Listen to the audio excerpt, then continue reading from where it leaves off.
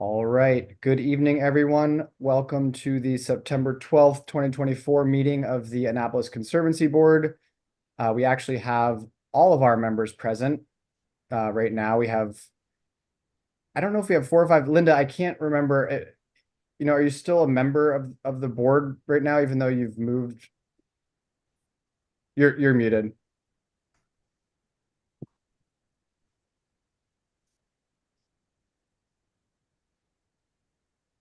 I did raise that question Mhm. in an email, and I think Jackie said that they would have to check into that further. She thought that there was some history of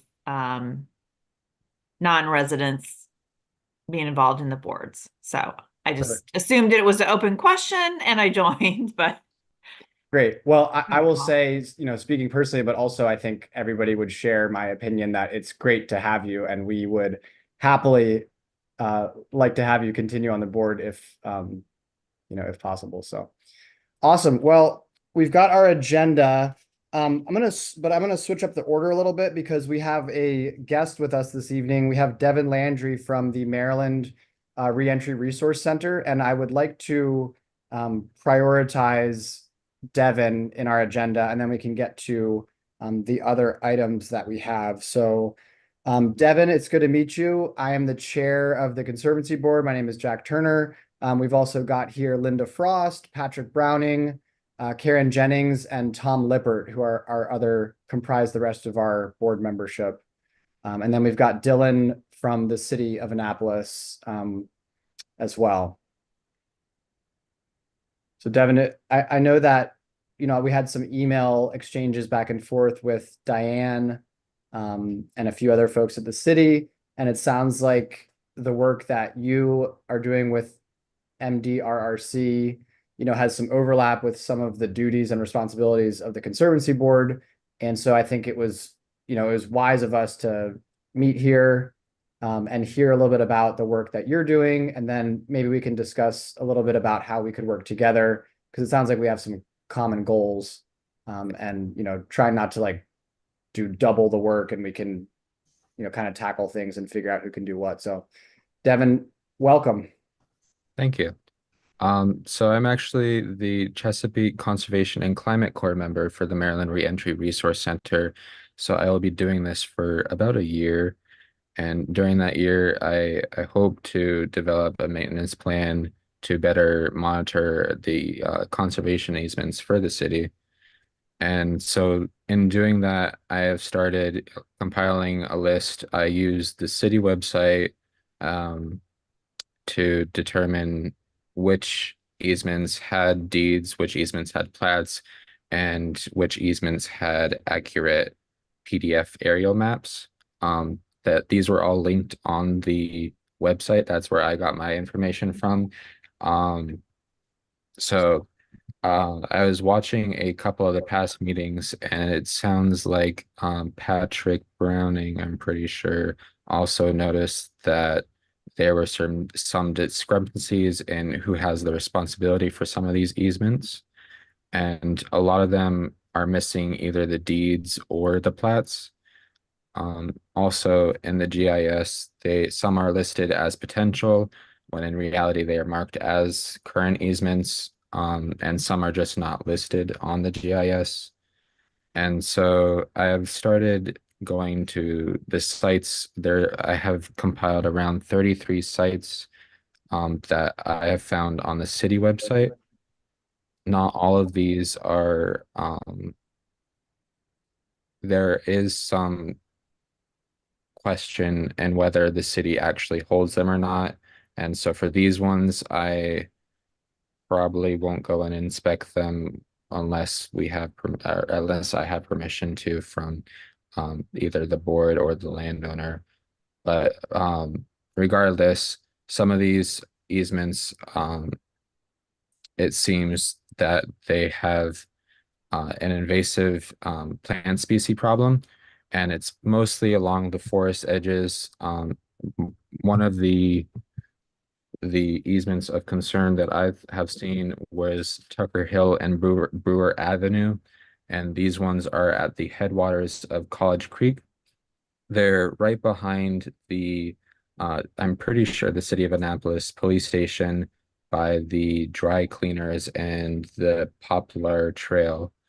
Um, I've listed these as higher priority because they are the headwaters and the level of invasive encroachment seems to be causing some problems with sediment and being contributed to College Creek. Um, so the work that I am doing, I am going to be going around to these easements and inspecting them um, and using the Severn River Land Trust, no, Scenic River Land Trust inspection papers. They have recently updated to an app, and it's called the landscaping app. And so now they are using that. And Diane actually wanted to recommend that app to the board or just to for future monitoring. But I will be using their old monitoring tool, and so inspecting it by hand. Um, so far, I've inspected around 7 sites. Most sites are extremely overgrown with English ivy and porcelainberry, with most of these sites being in the watershed of College Creek. There is the site at Bloomsbury Square that has a fence around it, and I think during the March or May meeting, Patrick noted that as one of the questionable sites. Um, and a lot of these sites seem to not be maintained to the highest extent. They seem to be having English ivy getting up into the trees. And there's Adams Park, which is a railroad right of way. And there's still some of the railroad there, but most of the ground cover has been completely overtaken by English ivy. And it does seem like that park has some signs of maintenance. They have, I think, probably Save Our Trees has done some cutting off of the English ivy off of the trees. However, that park is also listed as Dutch Glen on the website, and Dutch Glen itself seems to be a lawn with mowed edges and trees. But anyway, so the prioritizing of easements after I've inspected them is going to be the main priority being the headwaters of creeks, the second priority being heat islands, the third priority being in underserved communities as designated by the GIS. It is the Maryland GIS. I have found it on the Chesapeake Bay Trust site for urban forestry. And then the fourth is going to be the level and encroachment of invasive species. Um, Throughout the meetings, or the past meetings that are uploaded publicly on YouTube, I have noticed that of the concern has been some board members are not as experienced in plant identification as some others.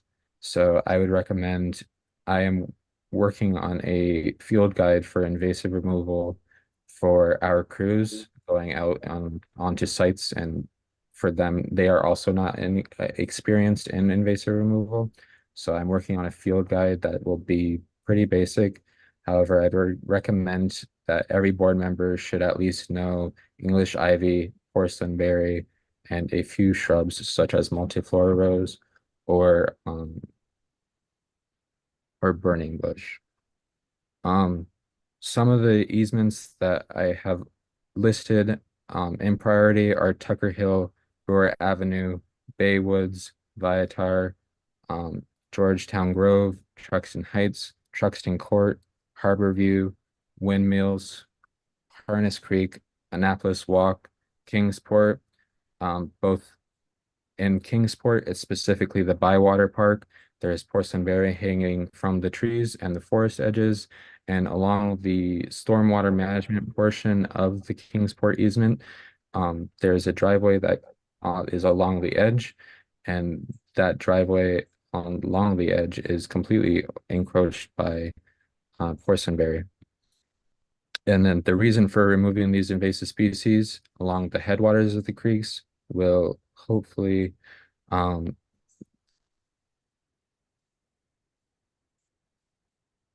it'll decrease the um, when flooding happens through increased precipitation, it will decrease the amount of sediment that reaches the Severn River and the bay.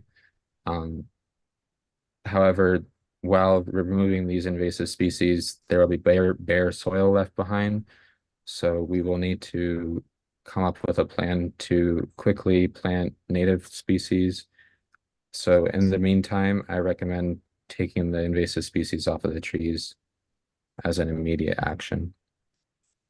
And thank you. Dylan, or Devin, excuse me. Devin, thank you for that thorough, kind of comprehensive look at what you specifically are doing. So you're with Chesapeake Climate Conservation Corps. So am I to understand that you're going to be with MDRC until August then? Correct, yes. Okay. So, and, I think some of this work, so that was really helpful. Thank you. And I think a lot of this work, we've discussed in the past, invasive species on conservation easements in the city. And we've also interfaced with Save Our Trees and Watershed Stewards Academy to hold a couple of invasive removal events. So it's certainly something that we've been aware of. I would say you're talking about a field guide, which sounds really helpful. I don't think that we've had any formal training for this board for plant identification. And also I am familiar with Scenic Rivers, their easement inspection form, maybe the old one. I don't know so much the new one, but I think that could be really useful because it has come up in the past. And I don't know if this made it into any of our meeting minutes, but it came up in the past where we've been interested in updating our inspection form. Because it's pretty basic and it does capture good information, but I think there's more information or more useful information that we could potentially capture. So that has been discussed in the past. But it sounds like really your role here with MDRC is to identify the concept. There's a couple of things at play here, right? You're figuring out what conservation easements, where they're located, what documentation we have, which you're correct to identify that Patrick with our board has spent a considerable amount of time looking into that. And Patrick also put together, I think I saw a spreadsheet, Devin, that you had done, which was actually kind of similar to what Patrick had done, which was a little confusing because it could have been nice if we had interfaced a little bit before this time, but I guess there's no better time than to do it right now. So I haven't had much interaction with MDRC. I mean, I think Vanessa is their director. And I know Diane quite well, but I mean, I think with the fact that you're basically, I mean, you're full-time staff, right, for this year. So I think that's really, we're an all volunteer board. I work a lot, so it can be hard, I think, for this board to find time to dedicate, especially as a group, to things like going out and inspecting easements, putting together events for invasive removal, all of those kind of things. So I think that with the work that you're doing, and it sounds like you're up and running on this, this is not like an idea that you have, this is something that's ongoing. So, I think me personally, I see a great opportunity for the Conservancy board to tap into what MDRC is doing, and together we can get some additional momentum going here, and figure out how we can tackle. It sounds like you're trying to prioritize where to start, because I would agree with you that throughout the city and throughout probably the entire world, invasive species are a problem, especially on those edge habitats like you're talking about, where there's been disturbance and invasive species can colonize better. So that being said, we visited the Brewer Ave easement before as a group in the past. I think everyone who's here has been there on the board. And yes, we've targeted that easement. I think we've noted invasive species there, and we've also looked at it for one of our other duties as a board, which is to protect water quality in the city. And so the fact that your number one priority for easement protection is headwater areas, I think there's certainly something there that we could work on together.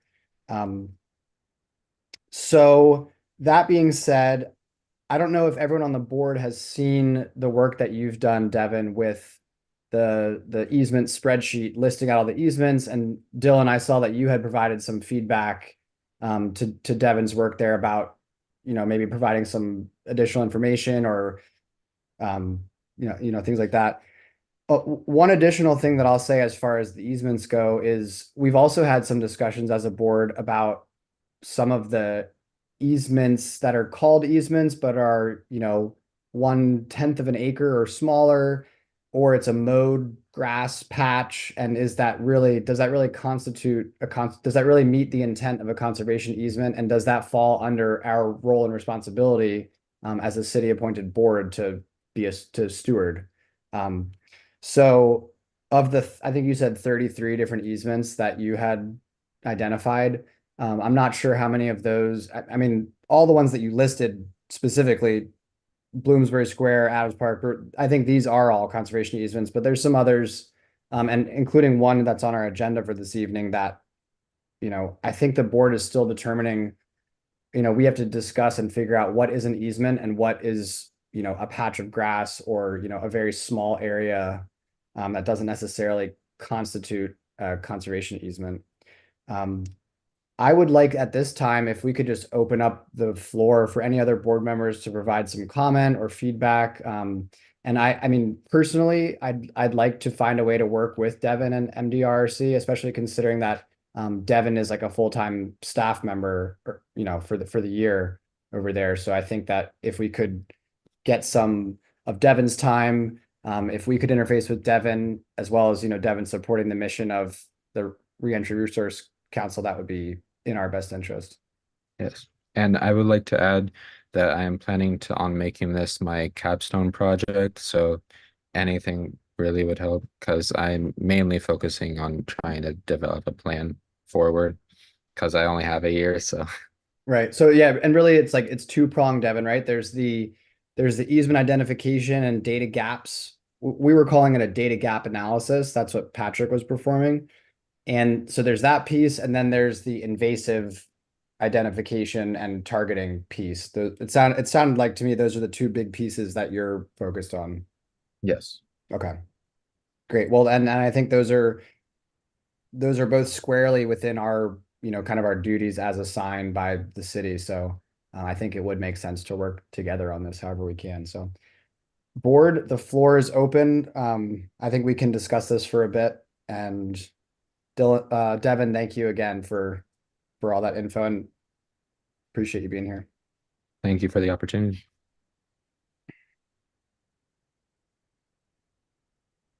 Are Devin, we free to ask questions? Yeah. I just Okay. think open discussion. Yeah, Okay, absolutely. sorry if I missed this. I don't know if this was raised at a previous board meeting or, but just to understand kind of at who's like under what auspices you're working.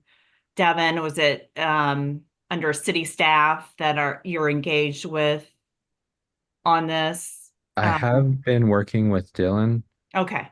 Okay. We met on one of my first days here to discuss the gardens of Annapolis, and we couldn't really find any information on that immediately. So then I went and tried to look at all the easements. Okay. Okay. Yeah, and I it's just so just to set the legal context, I mean, this is by and large, I think everything we monitor is private land. Yes. So looking at that, and if you're working as an agent or on behalf of the city, I guess it's same as us going on private property. But I think within the spreadsheets, maybe that Patrick or Devin, each of you have, a category should be, if this is going to be a focus of invasive species, is to understand if there's any rights within that easement language that gives us as the city the ability to remove that, or are we just identifying this and going to encourage the landowner to do it? Right. I can slightly answer that with two easements. Um, I'm not sure if it was an immediate answer, but with Tucker Hill, there was language stating that it is protecting the scenic and ecological value of the headwaters and floodplain. However, Brewer Avenue put it all on the city as responsible for forestry activities, and nothing would be done without the city's consent. Those are the two that I have now, but yeah. Okay, thanks. And Devin, just because I know that I looked at your spreadsheet, but I don't have it pulled up and I can't remember all the different categories that were on there. But to Linda's point, I'm not sure if there's a way that we're capturing, or you're capturing right now, within that easement language, if it exists, who is responsible for maintenance. And I know a lot of times in like the easement things that there can be kind of a dual maintenance responsibility where the landowner is responsible for, aesthetic maintenance like mowing or trimming or potentially removing invasive species. And then the city or, another entity would be responsible for like structural maintenance, like if there's a ton of erosion going on or something floods or, so sometimes it's actually split out a little bit as far as I've seen in easement language, but I'm not sure if that's been contemplated in your work so far, but to Linda's point, that may be helpful to know from a legal sense who's responsible for what. All right.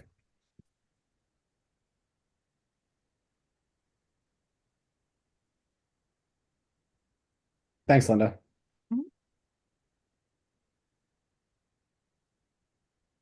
Yeah, And and to just touch on the Gardens of Annapolis, we still don't, I think we're under the assumption that there's not a recorded easement there. Is that correct, Linda? It's kind of just been it is a natural area. It's a forested, wooded piece of land, but I don't know that there's actually a recorded easement there. I think that was someone on the board, or maybe not on the board, but involved in a discussion with that property manager about maybe invasive species removal. I'm not sure, but was looking for that and didn't come across it. So we were going to, if it doesn't exist, it looks like through the process, it was supposed to be recorded or given to the city. And we were going to see if we could, after the fact, get them to record something. Yeah. Myself with a few other people in the city have found some resources on this. It kind of seemed like they had already done this, so it may be what you already have, but I can provide you all with what I've been able to muster up to clarify what's the current status of that.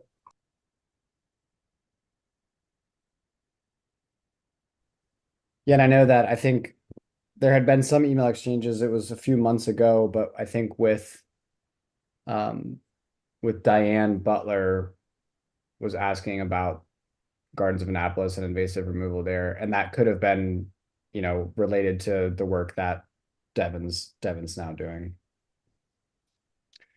Karen, I see you have your hand up. Tom did too. I don't know if Tom wants to go first. Oh, Tom. No, hi guys. First of all, thanks again. I agree with you on this thing, Jack, as far as the kind of the overlay on on what we've got. My own take on it is that somewhere, either with the board or with our gentleman working on his capstone project, identifies who has the final say for prioritization once these things are mapped. And as far as us taking a look at it, or them taking a look at it, identifying what needs to be done, I think is probably primary. But then prioritizing which ones to go next. But then really what ends up being something, and you might want to just kind of annotate this in your capstone project, Evan, is that somewhere along the line, resources need to be identified and spent. Now, be it a group, an agreement with a group, somebody who doesn't mind getting their hands dirty. I took a look at my own backyard and realized that I had invasive species coming in, and ended up devoting, time and assets in order to remove that, from my own little yard last year. But when you take a look at something that's a continuing basis, you can pretty much project what you can and can't do. And that then needs to be identified with a prioritized listing where they can go and identify and bid, whether you use volunteers, whether you use, tapping into the,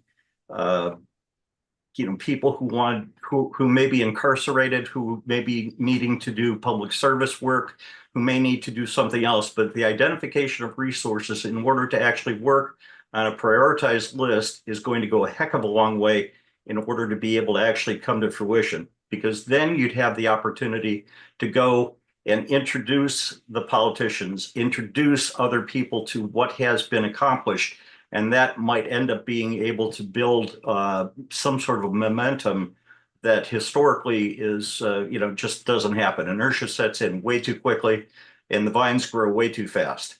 So being able to do and encapsulate that to make this useful, and ideally having only one source make the initial cut, and identifying who's got the responsibility again to say, okay, fine, yep, let's go. You're there, you're on site, agreed. And for example, and this is not a recommendation, for example, you can speak to, to Jack and the board and saying, hey, here's my listing. If you want to send somebody on out to take a look, this is what I've got. Great idea. Okay, fine. This is going to be establishing a priority list. But to work in agreement, which I think is, Jack, not trying to put words in your mouth, but I think that's kind of what, the direction you're looking at, to have somebody who is constantly working on that one aspect of the challenge, and then move on from there, and not have to go back and redo each other, tripping over each other, so to speak. Anyway, that's it. Karen, thank you. Jack, thank you. And Devin, definitely thank you. Okay. Enough for me. I thank you very much, Devin, for doing this work. This is going to be extremely valuable to the board, and we really appreciate it. I just wanted to add some bits of information that I thought might be useful as you go through this process. First of all, this idea of having a guide to identify an invasive species I think that's going to be tremendously valuable. One thing to keep in mind is that often people appointed to this board have no environmental background at all. And so they're coming up and knowing nothing about plants or anything. So that's part of the reason why our previous inspection form was so simplistic, was because we didn't want to have to retrain people constantly. But anyway, so just something to keep in mind is like any teaching tools that you have that you can leave us with would be very valuable. Also, as Jack kind of alluded to, a lot of the conservation easements that we've been assigned aren't really conservation easements. They're actually more vegetation buffers. And, a lot of the, if maybe, well, I guess not all, but a vast majority of the easements that have come into being and that we manage have been kind of came to the city through the development process. So it was like something that happened in the development negotiations. And early on in the very early history of this board, I think the city planning and zoning didn't really understand the value of differentiating different types of vegetative easements. So that's why we have a lot of they're just really visual vegetative buffers that have been classified as conservation easements, and they really aren't, and they can't be enforced as such. So that's sort of where that came from. And like Jack said, we're trying to weed those out in a way, because they're not really manageable. Sometimes people think it's part of their backyards even. And then there's a third thing I was gonna say and I can't remember now. Shoot. Um, oh, about I think Linda mentioned something about whether we go in or whether we notify private property owners about invasive species. And in the historically, we have just notified the private property owner that there's a problem and advised them to do something about it. So that's usually how it works. So just a little bit of information to kind of help fill you in. But thank you very much for what you're doing. Thank you.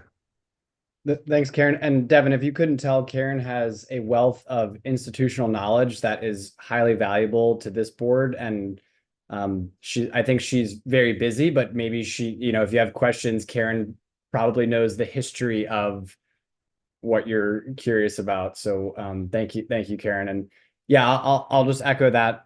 I guess historically, Karen, to your point, the city hasn't really, or we've alerted a property owner that there's something going on, as opposed to actually having any sort of enforcement of any easement. So it's more so a recommendation or a strong recommendation to, please steward this natural area, as opposed to saying, city staff or a crew from MDRC would like to come out and actually take an action on the easement. So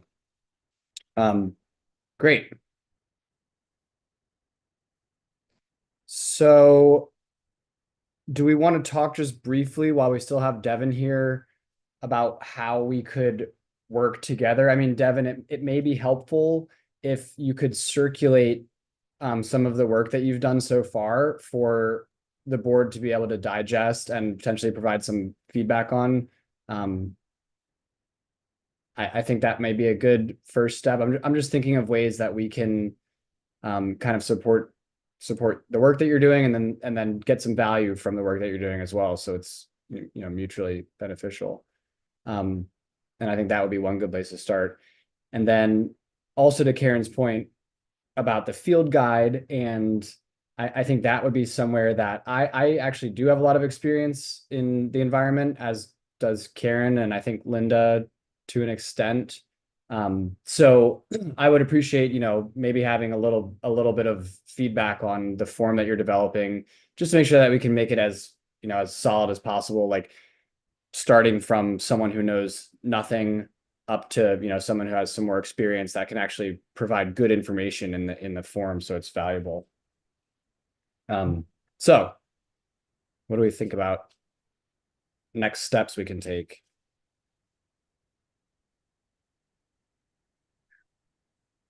Can I start by asking, do I circulate it with the emails that are attached to the Zoom links? You're saying like the easiest way to reach out to everyone? Yeah. I would think that would be fine. Okay. Yeah, and you have my email now. I know we sent like 1 or 2 emails back and forth. So if you need anyone's email, I can provide that certainly. But yeah, I think that would be a helpful place to start, especially with the work that Patrick's done. Because Patrick did something similar, Patrick's background is in real estate, so he understands deeds, plats, all these kind of things. And so, Patrick was looking at it from the perspective of, are the documents there? Do they actually match the piece of land that's considered a conservation easement?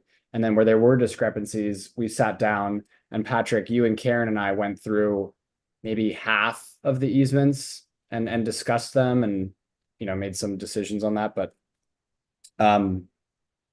yeah, I think that would be good to be able to kind of merge, or be able to look at what you've done with what Patrick's done, and figure out if there's any additional information from putting those 2 pieces together. So I think that would be great. Yes, I know Diane Butler was trying to find if there were any previous inspection forms that have been done like recently. So if there are any of those, that would be. Yeah, yes, there probably are. I don't know though, from the perspective that you're looking at things, I don't know how helpful they would be.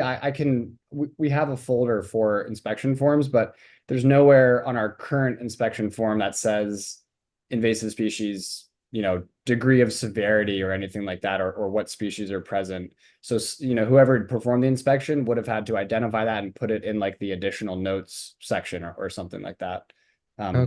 But yeah, I remember Diane was asking for those, so I'll get her the most recent. And our goal historically has been to monitor each easement each year.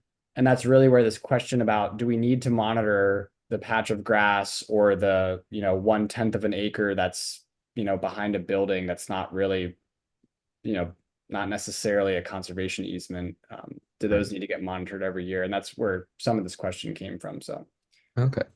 Well, I I plan on contacting private landowners where the easements are more in somebody's backyard, and asking for permission to go and inspect those. However, there are some that are kind of right by the road, and some of those are mowed. So I plan on going around to the ones that I've mapped and listing whether or not they need monitoring or the severity of invasives, but I am prioritizing the headwaters mostly. So okay. And just for our information, when you're contacting a private landowner, you're contacting them as a representative of MDRRC. correct. Okay. Just because, to go back to what Linda had said about, who's under, are you an agent? Yeah, like who are we? Okay. Yeah, because I Just to don't even know clarify. what I am yet. So yeah. And I haven't actually contacted anybody yet. So I've only just done relatively simple sites so far. So Okay. Yeah, and I know that, yeah, some of the ones that you mentioned are some of the larger easements. Another one that I don't know if the Chesapeake Children's Museum, it might just be called Spa Creek mhm. Nature Park or something like that, but we did an event there with Save Our Trees back in the spring. And I actually just I was chatting with Save Our Trees again recently, and they'd like to do another event there and then potentially a few others. So I think trying to activate some volunteer help is a good way to address some of this. But I think that ultimately we need, professional support, and like this needs to be paid crews that are able to go out and do this, as opposed to relying solely on volunteers to be, cutting invasives and pulling things. So Yes, I had the idea of going out and like marking the ones that could theoretically be done by volunteers, and if there are bigger shrubs or bigger problems to make have the chance for more volunteer community events. Um, some crews could come in and kind of thin it down a little bit if it's too bad, or if there are excessive shrubs. And then a volunteer day could come and remove like the ground cover or cut off some lesser vines from trees or smaller things. okay. And are you capturing that in your master spreadsheet there, like a column that's like volunteer possible or professional needed, or Yes, okay. there Cool. have been a lot of updates since I sent out that original one. Cool. I can probably send out another one once it's a bit more fuller with updated information. But Okay. Yeah, this is like a living document. yeah, Great. And just for my info, are you doing anything with GIS, or is that kind of out of your scope of what you're working I on? I am trying to. However, I don't have access to it or any of the city things. So it's mostly been basic, like just viewing it and trying to use it there, but not actually interacting with it. Okay. Um, so you're right, you can view but not edit. Yeah. Okay. And MDRC doesn't have any sort of GIS, like a ArcGIS Online account or anything like that. Okay. Okay. All right. Well, that's good to know. So is that something that you'd like to do, is have more GIS capability? I mean, is that something that you would use, you think would be helpful? Yes, Just trying to think. I think it would be helpful. Okay. Okay. Cool. Well, this is really exciting, having someone who's really focused on this Devin, I think is just, it sounds like it's all things that can move in the right direction. So I really appreciate you taking the time this evening. If anyone else has any questions for Devin or comments to make, please, Tom, I see your hand up. But yeah, Jack, just one real quick follow-up. We need to make sure that whatever Devin comes up with, isn't lost. I mean, while we're going and trying to assist in any way, shape, or form with access to the GIS, just in case there's a hiccup somewhere along the line, to be able to take whatever Devin has as a final product as we go through, and then enter that into the GIS, either after inspection or however they want to run that, because in order to make progress, and I think Devin would appreciate this as well, you've got to be able to show where you're going in addition to where you've been. And that will help both, overall either endorsement, support, implementation, and either making it a permanent way forward for the city. I mean, so there's a whole lot of tiers that it can be successfully utilized. We just don't want to lose the good work that he's doing. I think that's a good point, especially considering that Devin is, temporarily with MDRRC, at least for now, and really will only be with them until August, which is kind of the standard year-long service for the Chesapeake Conservation Climate Corps. Yeah, that's great. And Devin, Linda and I have worked a bit with Sean at the city in their GIS stuff. So we'll see if there's a way that we can try to facilitate you doing some GIS stuff. I think that would be helpful because, as you know, all of this, we can look at a spreadsheet all day, but you really need a map to be able to look at things. You kind of need both. Yeah. So that makes sense to me. Any other questions, comments, points of order for Devin? I was just going to say, I was having trouble with my audio, so I wasn't talking earlier, but really great job, Devin. I really enjoyed your presentation and hearing about what you've done so far, which is a lot of work so far. And you have pretty much a whole year ahead of you. So looking forward to see what you end up accomplishing. Thank you.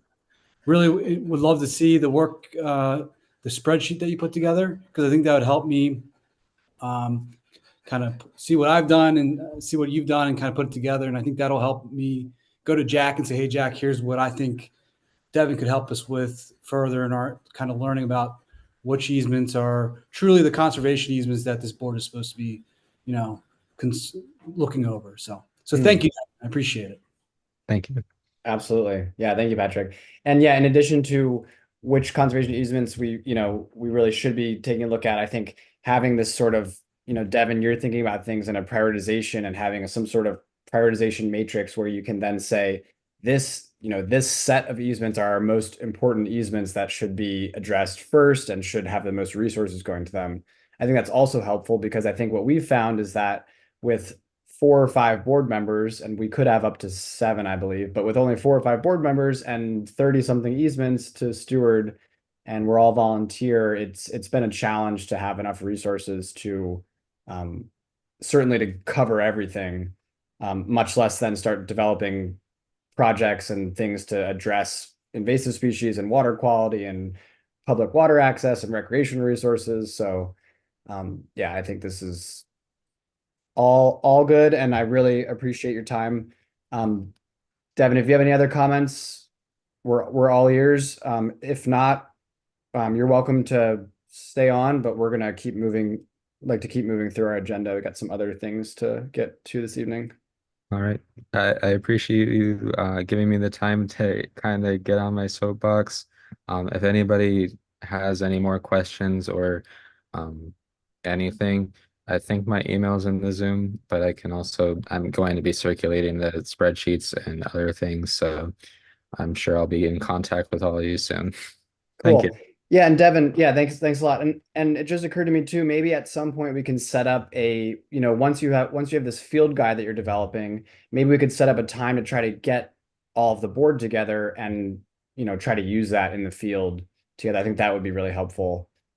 So I don't think we need to plan for that now, but I think that's something to keep, on our minds once we have a field guide to use, and once we maybe transition to a new updated kind of inspection process or inspection form, that we can get the board together and maybe meet with you as the developer and, see how everything works out in the field.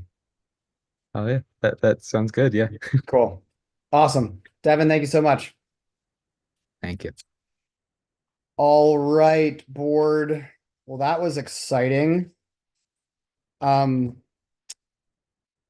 back to our agenda here, we've got the approval of the minutes from March, because I don't think I still haven't seen any minutes from March, so I'm not sure if we can approve any March minutes, but we do have minutes from the May 9th meeting, and I'm not sure if they were circulated, but I believe they're in our Google Drive. Does everyone feel comfortable approving these meeting minutes or calling to approve these meeting minutes? I actually just see an agenda. Oh, there's meeting minutes. They're on our Google Drive. I'm not sure if everyone's had a chance to look at them, but. Any thoughts for our May 9th meeting minutes? I'm okay to defer. I can circulate the meeting minutes and we can make a vote at our next meeting, which would be in November. I haven't seen them and I don't know, I can't find them at the moment, so Okay. I think that might be helpful. Yeah, so and that's okay with me. I think this has happened a couple times in the past where I think it was when Racine was kind of transitioning out of her position that it was hard to get meeting minutes to be able to review them. So I'm okay with deferring the approval of the minutes until our November meeting, and in the meantime, I will circulate the May minutes. And I'm not too sure what to do about the March minutes if they don't exist. We may just strike that from the agenda. On to our duties and goals. Under soliciting dedication of properties to the city, Tom, I was looking in my notes before the meeting and was reminded that we had discussed potential easement in Hunt Meadow, I think it was. Right, that ends, make Yeah. sure, that ends up being the perpetual thorn. It's whether there's any sort of inducement, any sort of benefit to be given back. Hunt Meadow has a lot of land. Granted, it's on the periphery, but they've got a huge amount in the middle that we've talked about in the past. They were saying possibly a solar farm, and then taking some of the benefits of that and moving it in.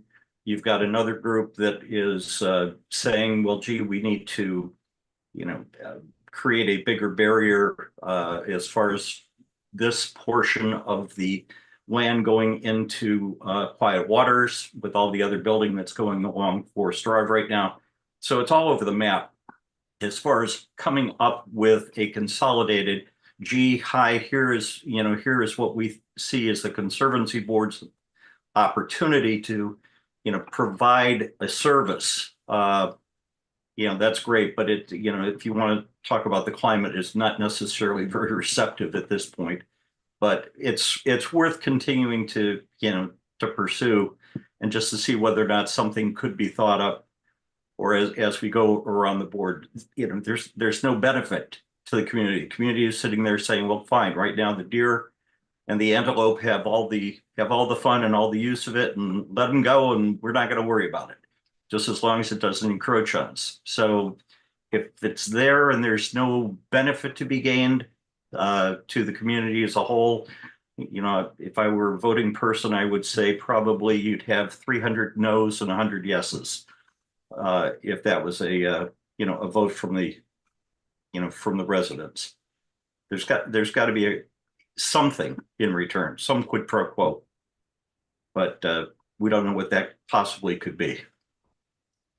I think, yeah, thank you, Tom. And I think to that point, there are certain incentives for putting land into conservation. I think mostly from a tax status. I'm not as familiar with them as I think Linda, not to call you out, but I think that, Tom, considering the discussions that the board has had in the past about trying to find new easements and soliciting the dedication of new properties to the city. Right. You know, if there is an opportunity there, I think it would be in our best interest to try to pursue it. To what extent, I don't know, but you know, I actually have it pulled up on the map right now, just looking at the neighborhood and the amount of forested area that's there. What, I mean, who owns it? Is it just part of it's owned by an HOA? Yep, that's Yeah. exactly right. Yeah, there's a lot. I'd have to figure out how much acreage it is, but certainly the wooded areas around the community, looks like there's two or three big patches. And I mean, they look like forested, you know, fully mature forested Right. areas. Yeah, there are, you know, I mean, the trails that are going through are primarily, you know, animal trails where you end up with, you know, being back for the, you know, the residents. They've connected a walkway that comes behind, I believe it's Fox Hollow Road. It's, if you're looking at it, is the one most, you know, most east toward Forest Drive. And that ends up being kind of a walking path that goes through a lot of timber right now, but it ends up in the paved area that Quiet Waters has, probably a couple hundred yards in from where Quiet Waters has their paved paths going into their you know, their area.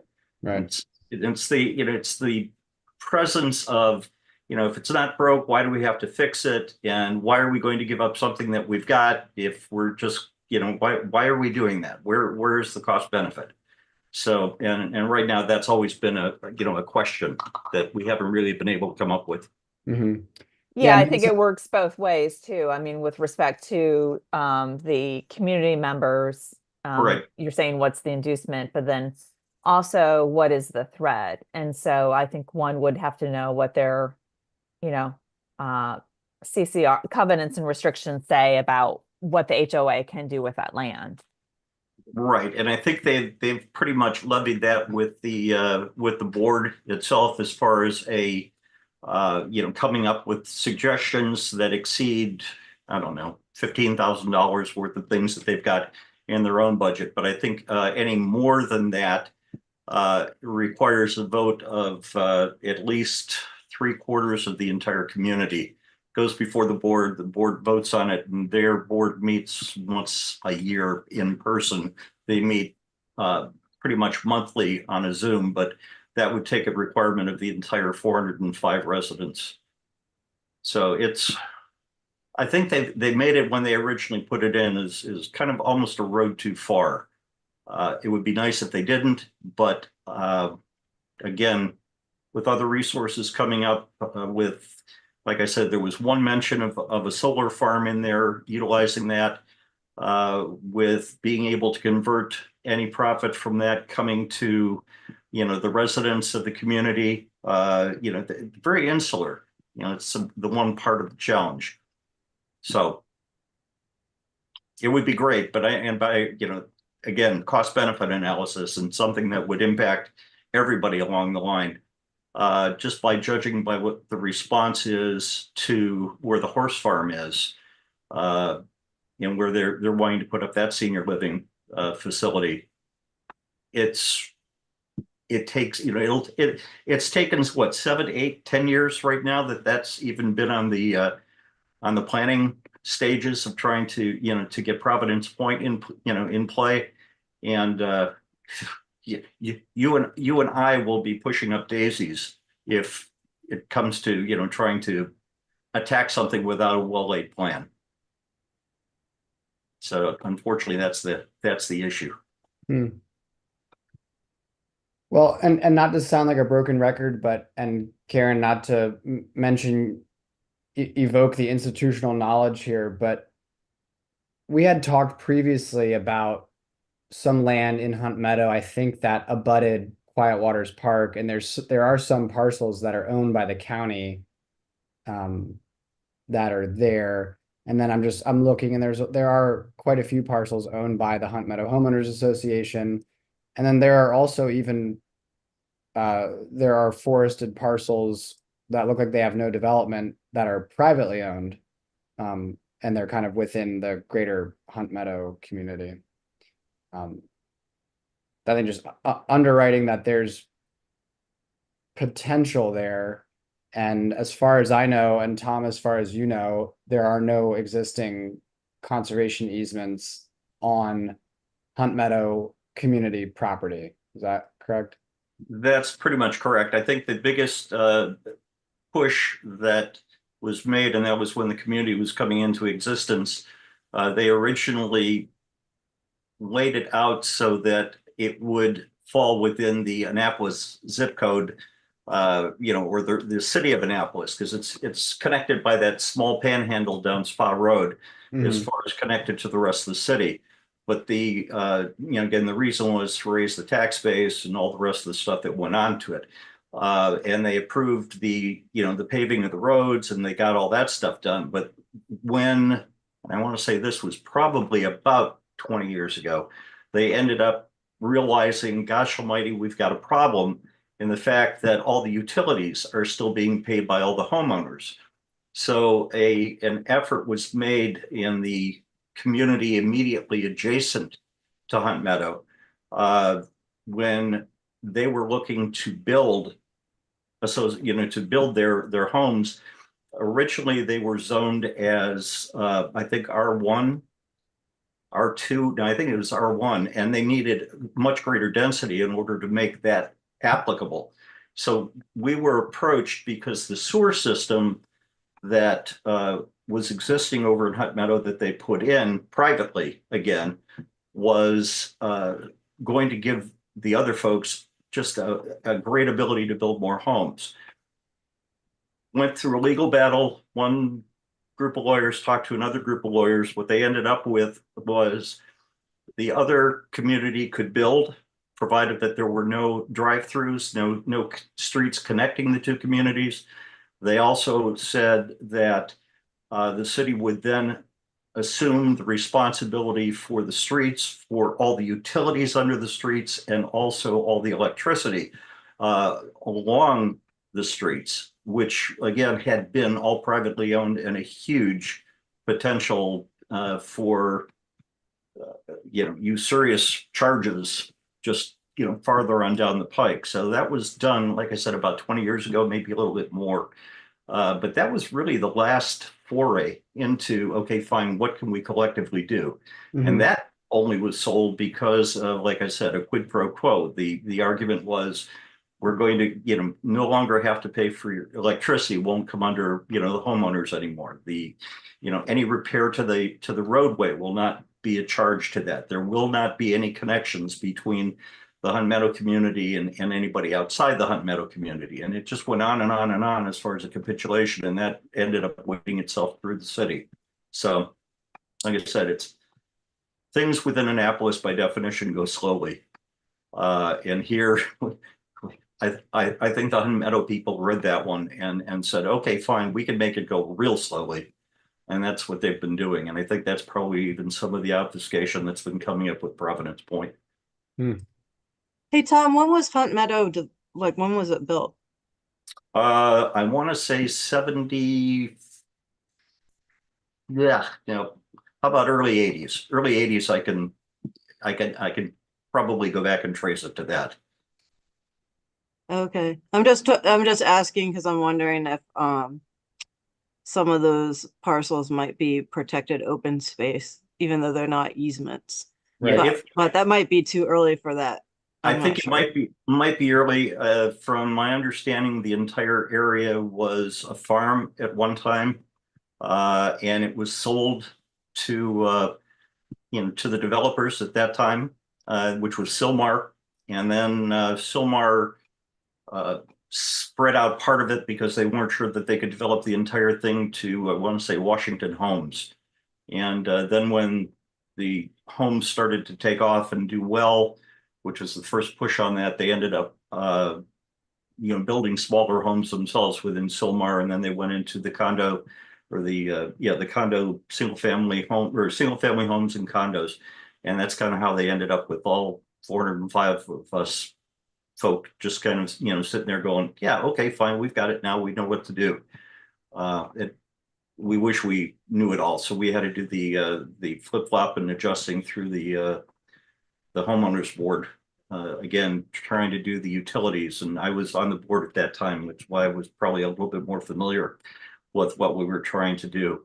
And again, there were a lot of not backroom dealings, but a lot of handshake agreements and a lot of working with the city on enabling this community to come into play.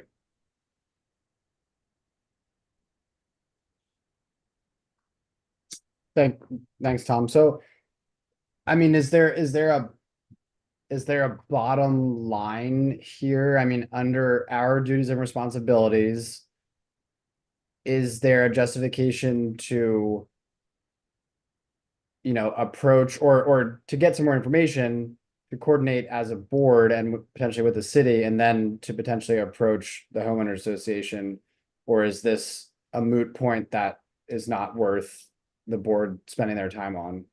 Now, I don't know whether the board's in the right position to do that. I would suggest that legally it would be interesting to see what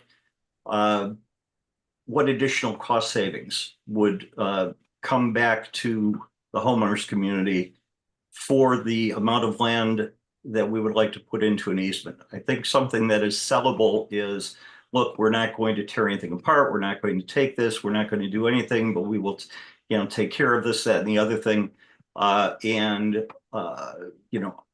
Much the same way that we did with the trade-off of, yes, we will allow them to use the land, but we want this in return. We want to take off the funding that it will cost us in order to maintain the roads, to maintain the electric system, to maintain a lot of the things. So it ended up being, again, a quid pro quo that the city came back because they wanted the this community to thrive, and they wanted the assets that came from that. So unless something can be done on, if there is a tax advantage that would come to the homeowners of this area because of land that would be donated, I really think that would probably be the shortest distance between 2 points as far as trying to get that. So an identification, and maybe Devin can take a look at it as far as what is qualified there or what would be desired there.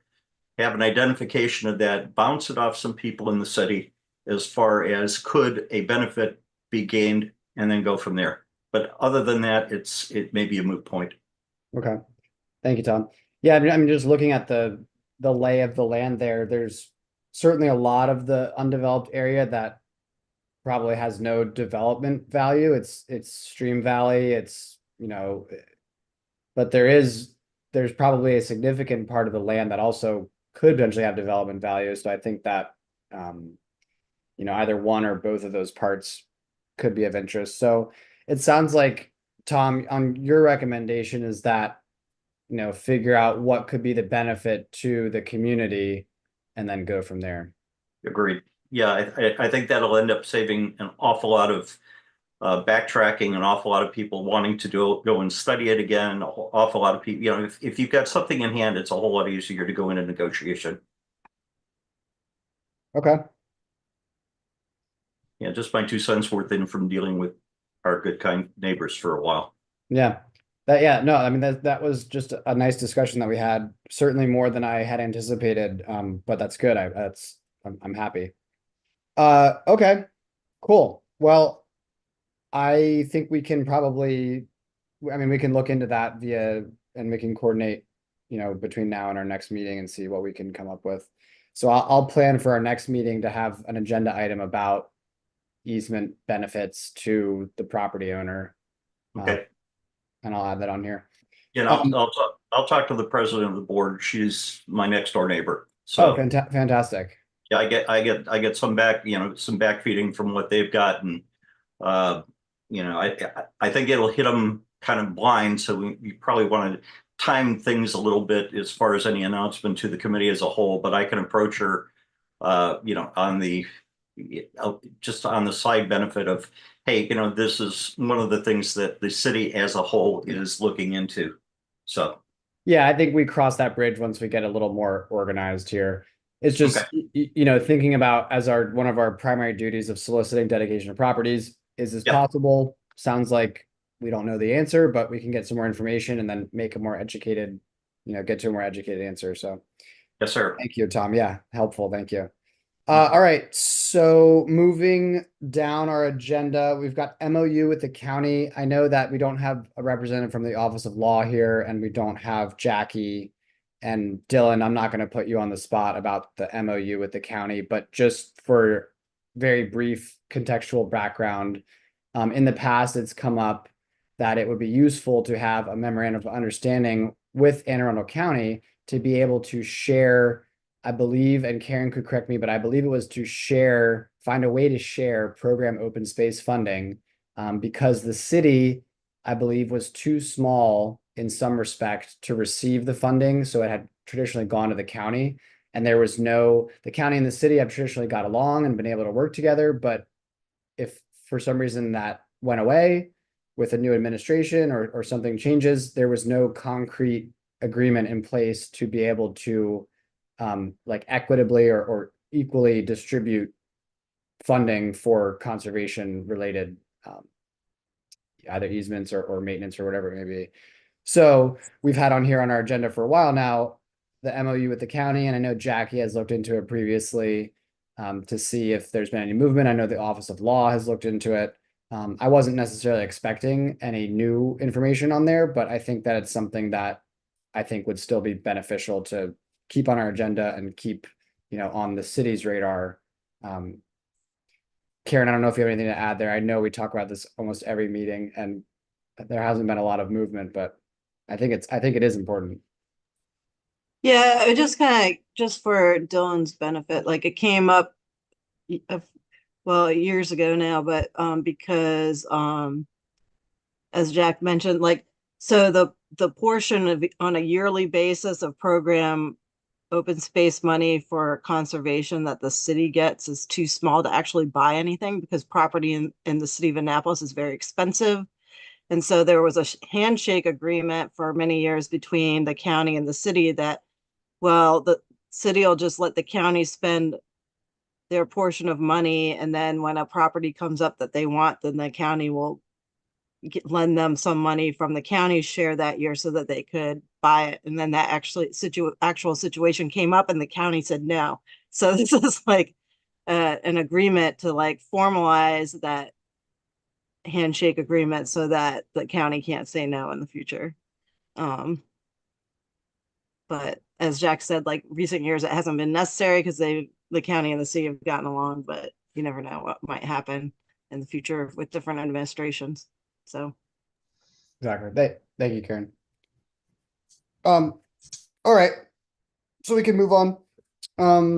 Yeah, I know Jessica from the Office of Law had said that she wanted to be here this evening, but she had a conflict. So I think we can expect in the future that Jessica or Michael Lyles or someone from Office of Law will participate like Ashley Leonard has in the past. Excuse me. All right, moving down our agenda here, we've got administer and manage said properties. I think we covered a lot of that with our discussion with Devin. The first bullet point was the update from Devin and MDRC. I don't think we need to cover the data gaps update. Patrick, the only thing that I can say there is that Patrick and Karen and I met some months ago, and started going through the analysis that Patrick had done and identifying where the data gaps were. Karen was really helpful in filling in some of the institutional knowledge and background there. And I think at this point, what makes the most sense is to connect with Devin and Patrick, use what you had done and what we had kind of reviewed and keep, teasing that out and pushing that forward. So I think there's nothing else to discuss with the data gaps. I think the next steps we've already discussed. We'll get the work that Devin's done and connect it with what we've done and see what we can come up with. Gardens of Annapolis, again, I don't think there's anything to update here. I know that there had been some email back and forth a few months ago, but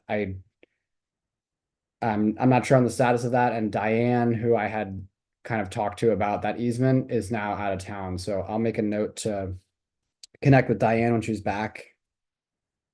And see what we can do there.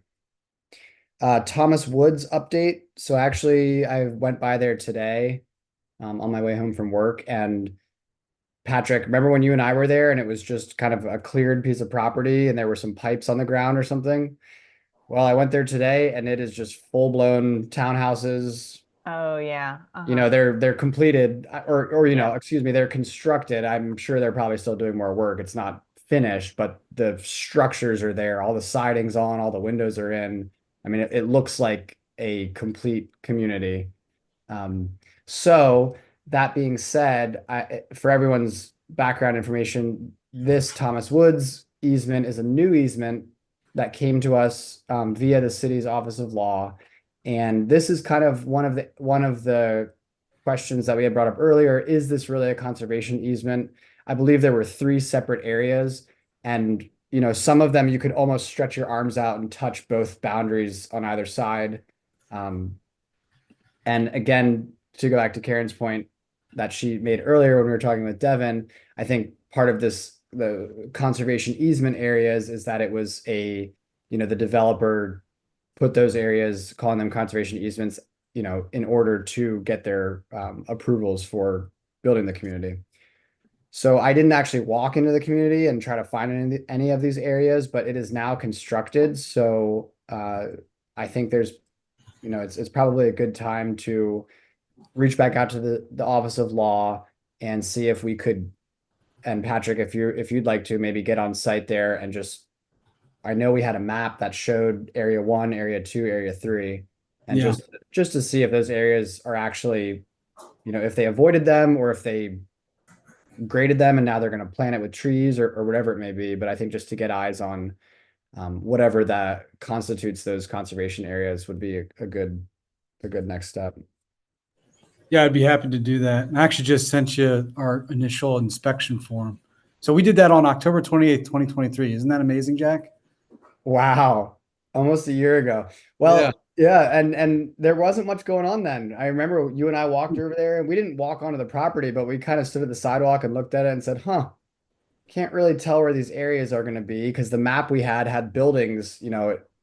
So, Right. but now that they're there, it should be pretty easy to figure out this is area 1, this is 2, this is 3. So Very I'll cool. make a note to contact the Office of Law, and I'll dig that map back up, Patrick, and then, you know, sometime this fall or winter, I think it would make sense to put eyes on it.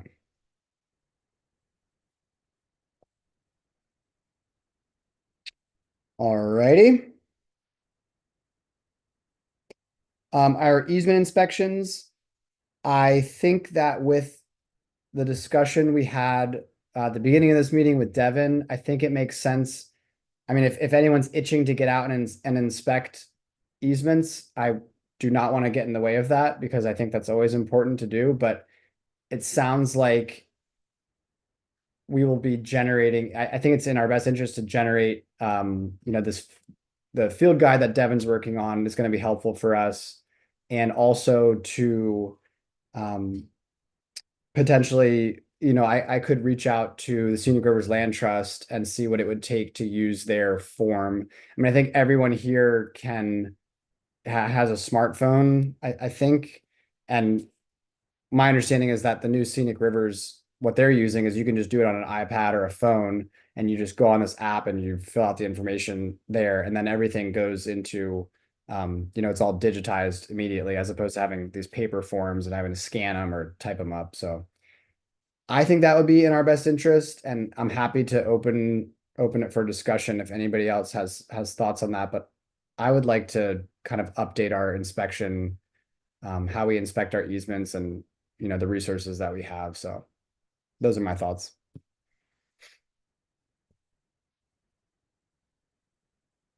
And Devin, I see you're still on the call. So the easement inspection forms that we have, I can furnish those to you so you have them.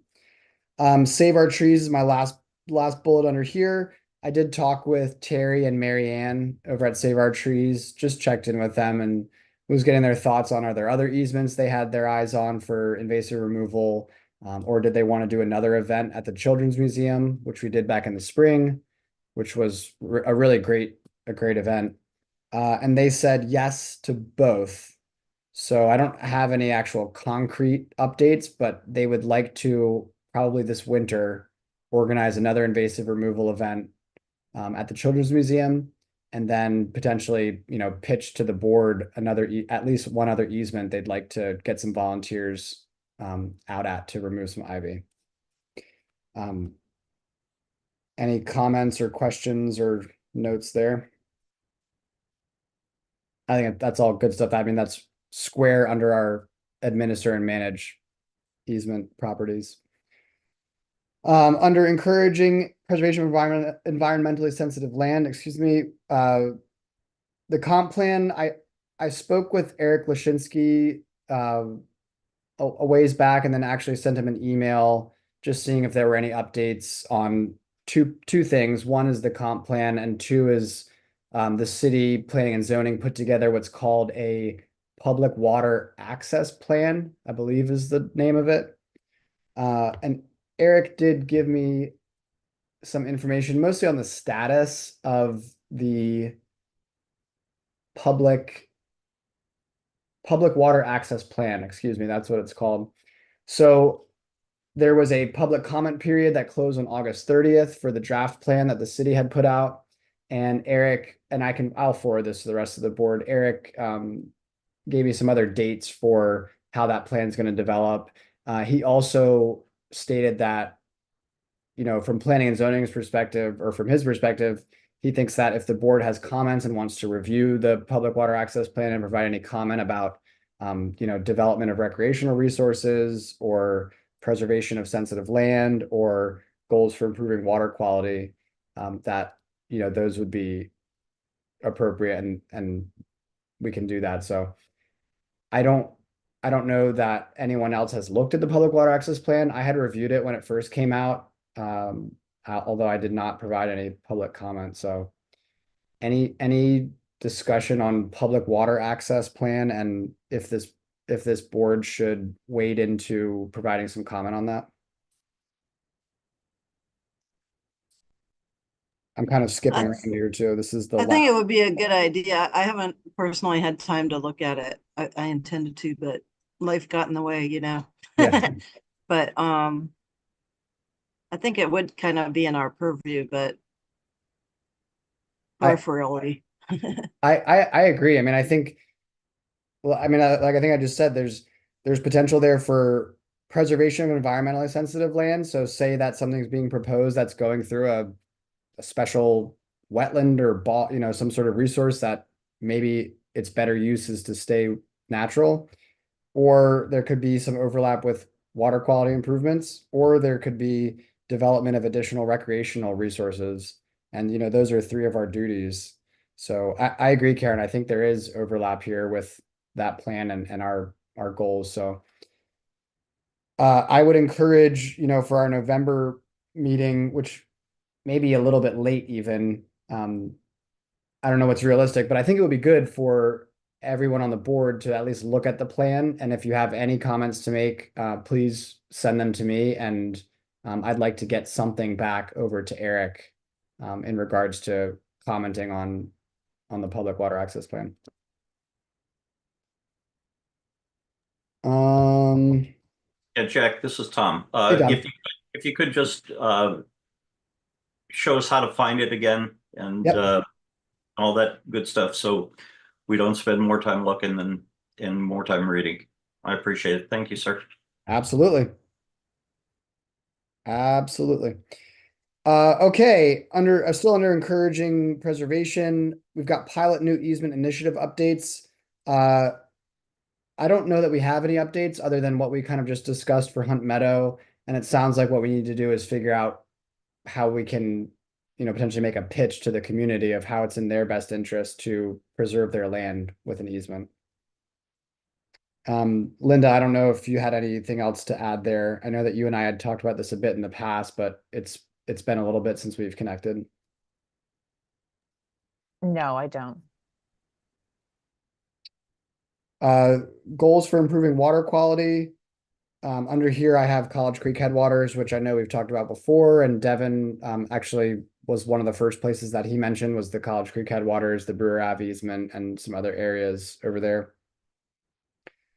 I don't know that there's anything to discuss here, but I know that that has been kind of on our radar for potential water restoration.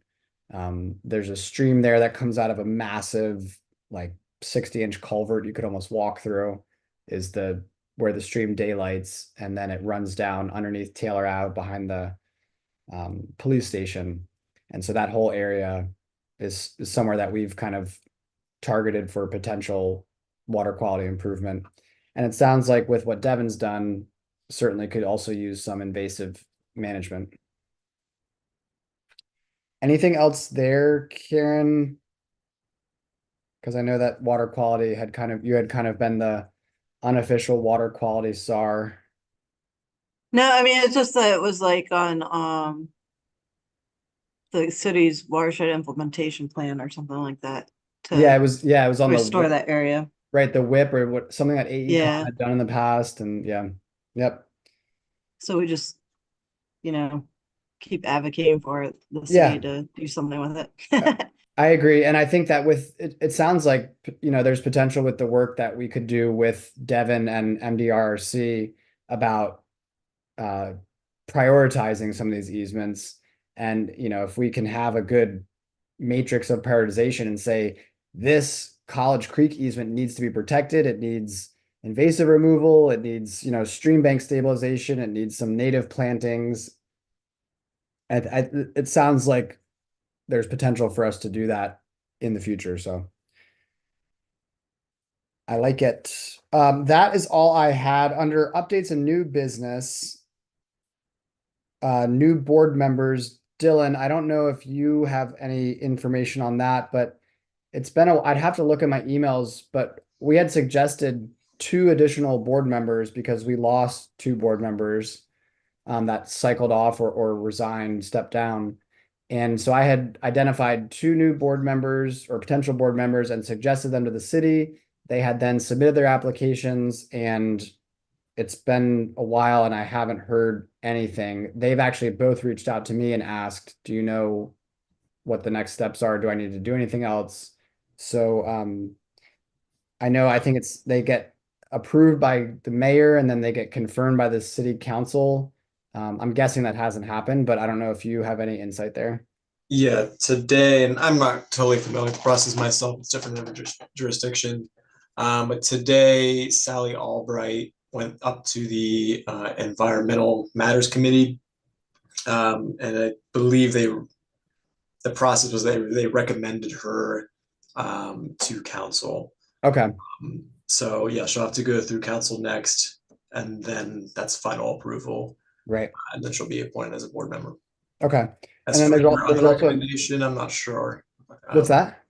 I assume that she was one of your recommendations. I don't know Yes. what's going on with the other one. Correct. Okay. Yeah. The other one is Aaron McCready. Okay. Well, I don't know who the right person at the city to talk to is, but it would be great because it just helps us have more membership because having more hands makes light work. Mhm. So it sounds like with Sally, things are moving ahead. And yeah, Hillary Raftovich, I think, is the person. I reached out to Hillary. It's been a while now, but I did reach out to Hillary a while back and ask her if I could get an update on, these suggested board members. So I'll reach out to Hillary again. And speaking of appointments, Hillary told me that the council reappointed me, which was a surprise to me because I had not intended to stay on the board past the end of my term. So I don't know. But so I just told Hillary, I was like, well, that's okay because I know we have some vacancies, so I'll stay on the board to help for quorum purposes, but I don't intend to serve another 4 years. So, because I've been on this board 12 years already, and I think it's time. I'm happy to attend as emeritus or something, but I don't want to be a full board member for another 4 years. So So just a heads up about that. Thank you, Karen, and understood. I think, yeah, your contributions have been so valuable for my time here, which is coming up on 2 years, I think. I think it's been 2 years. Yeah, and I think I wasn't aware of that either, and I saw your email from earlier about being reappointed. I really appreciate you staying on as long as you're comfortable with. And then hopefully if we get Sally and Aaron and maybe some other folks, I think we're always looking, we can have 7 board members. So until we have a full slate of board members, I would encourage everyone to think about who may be valuable, bring a valuable skill set, or has time available, I think is another important resource. So always open to suggestions there, and anybody just happy to get in touch with them and talk to them about the board. And actually, I'm reminded now, Dylan, excuse me, I didn't give you a chance to introduce yourself. We've never had a meeting with you present. I know that you and I met maybe once or twice now, but Dylan, I'm so sorry. Thank you for being here. It's quite all right. Yeah, hi everyone. My name is Dylan Lakonich. I am the new environmental programs coordinator for the city of Annapolis. I grew up in this area. My family's been in this area for quite a long time. I went away to Salisbury University, did the sustainability specialist position out in their town, and did that for about a year and a half until starting this position. I have an urban planning background with a lot of environmental policy experience and environmental nonprofit leadership. So I'm, happy to help out in various different aspects. I appreciate what you guys do for the city. Without people like you, a lot of things don't get done. So happy to be here.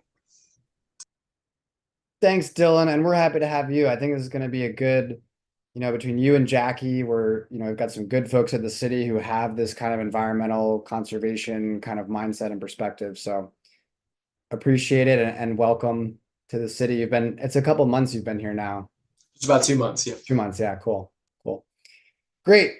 Well, folks, that is all I have for this evening. It is 6:59 p.m. and I would move to adjourn our September 12th, 2024 meeting of the Annapolis Conservancy Board.